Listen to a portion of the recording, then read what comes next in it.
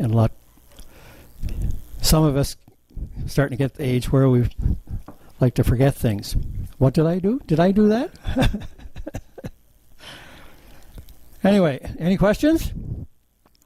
We do have a router here in the club. There's our router table. There's actually two routers in there. There's a router which is installed in the table, and there is a Porter cable router in the bottom. I know they get very little use. You can tell by the lack of dust on them or whatever. But routers are sometimes more a personal type of item, right? And there's so many different manufacturers, and there's so many different systems that you can work with that it's hard, to have something in here that will satisfy everybody's needs. It's certainly unlike a table saw or a lathe or whatever. So one of the things that I brought with me tonight, Howard always recommends that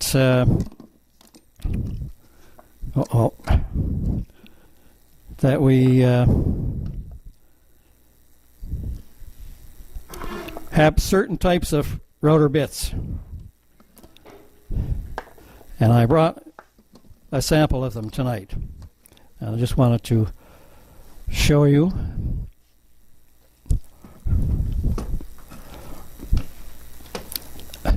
Starting off,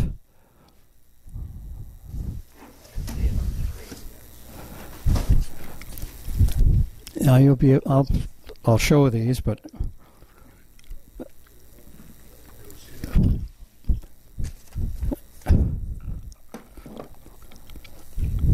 first of all, one of the best bits you can get is a spiral, straight spiral. This is it's an up spiral. It's a 3/8. One of the most versatile cutting tools that there is. Yeah, straight. It's flat on the bottom. You can use it to do mortises, dados, just about anything. Want to tell them the advantage between an up and a down? Well, you tell us the difference between the up and the down. It's the way the shavings are different. Right. Whether you're using on a table saw or a hand. Exactly. Yeah. Yeah. The up-cut spiral is usually used for mortising, and it's used primarily when you make a depth of cut that does not go all the way through your material. Yep. If you're cutting a mortise that goes halfway through a piece of material, upcut clears the shavings out of the hole. A down cut is used if you're going to put the bit all the way through your workpiece. And the spiral will then take the cuttings and discard them to the bottom rather than keep them in the hole and bind them. Okay, that's number one. Next one on Howard's list is a roundover bit, and this is a 3/8, but they come in all kind of different sizes, and you can use that in a lot of operations. The opposite of a roundover bit is a cove. So they're the exact opposite of one another. Can you? Oh, sorry if I moved. Just show you how they fit together.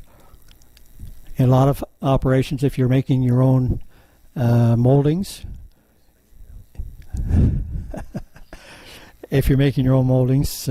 these things really come in handy.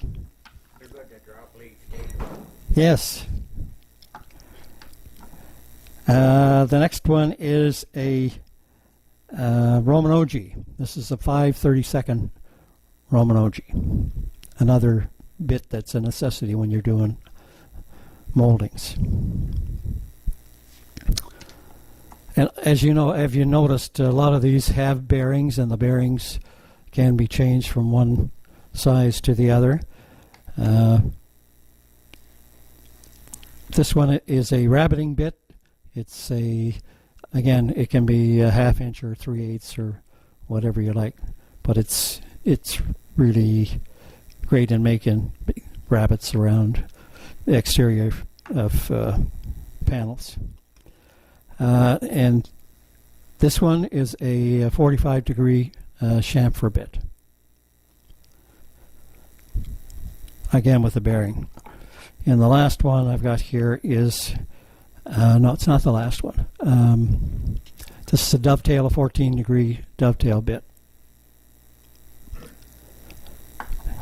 And I have this came to me via a Porter cable system that I bought at one of the estate sales we went to out in Curtis. Was it Curtis? Yeah, where you bought. What did you buy? A lathe? Clamps, was it? Somebody bought a lathe. Don bought a lathe, I think. Anyway, and I'm working on this. I let it sit for most of the winter, and then the summer or fall I started working on making dovetail, and it's tricky, but I'm having some success.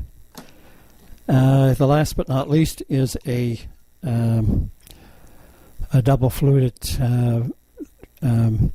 flush trim bit. That comes in handy. One of the great things you can use this for is if you don't have I'm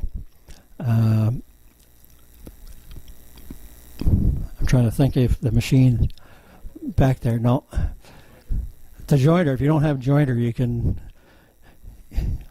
Howard, maybe a jig, a fence, jointer fence, and you install that in. And if you got a short piece of wood that hasn't got quite a flat edge, it'll take it off right, nothing flat.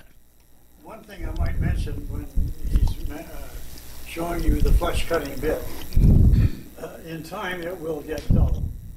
And when you take it to a sharpener who sharpens by machine from the cutting edge right to the back, too many sharpenings and the bit will go undersized. The bearing will be 1/2 inch or 5/8, but your cut will be less than that. So if you're trying to use it as a flush cut, it does not work as a true flush cut. There will always be a ridge left over. So you almost need two after you've sharpened your flush cutting bit. If you want a true flush cut, you need a new bit.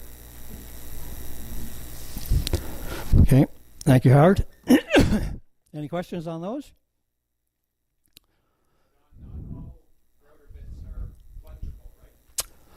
No. Anything with a bearing can't be plunged. The spiral ones could be plunged. Oh yes, yeah. Very definitely. How much does it cost to sharpen like a flush bit? To get it sharpened? Anywhere from $8.50 to $15.50. Yeah.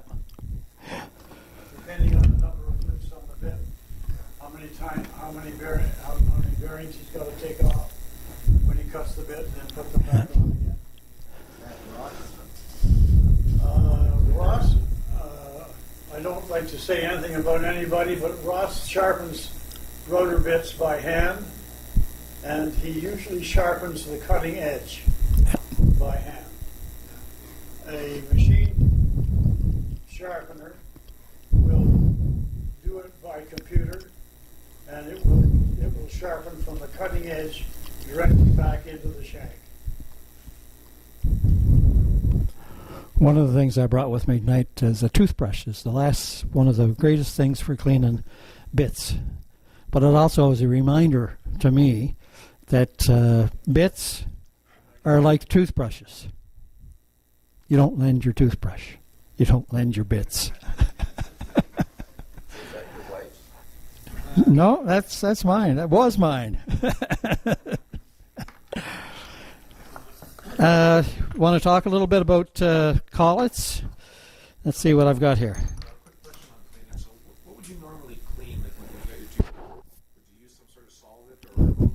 Yes, I would use Versal.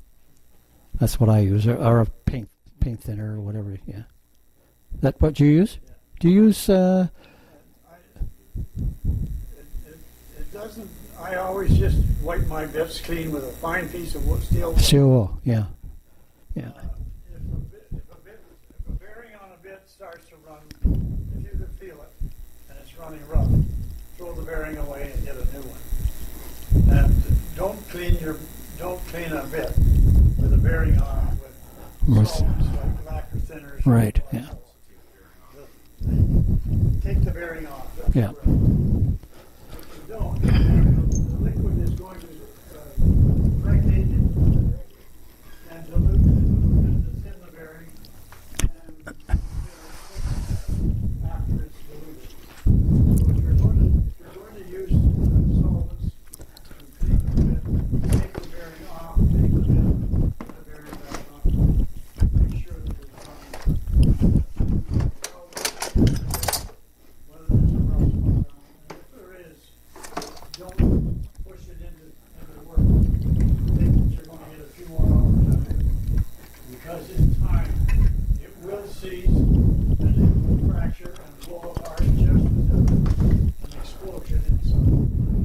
It will blow the race out, there's pieces of it alive, and it's not a safe procedure.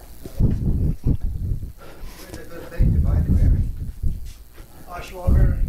Okay. That's what I'm I brought 2 rotors with me tonight, and I just wanted to talk a little bit about collets. They're the same manufacturer of both machines, but the collets are two different, totally different. This is the collet from my big one, and as you can see, it's got splits in the collet, three grooves down here, and when you tighten the collet, you're actually squeezing in, and you're squeezing in against the bit. So it's important to snugly tighten the bit, but be careful you don't over tighten it. Makes them sometimes very difficult to get out. Now, this is a 1/2 inch, and it comes with an insert that you can use to take it down to 1/4. Now, that insert has got those 3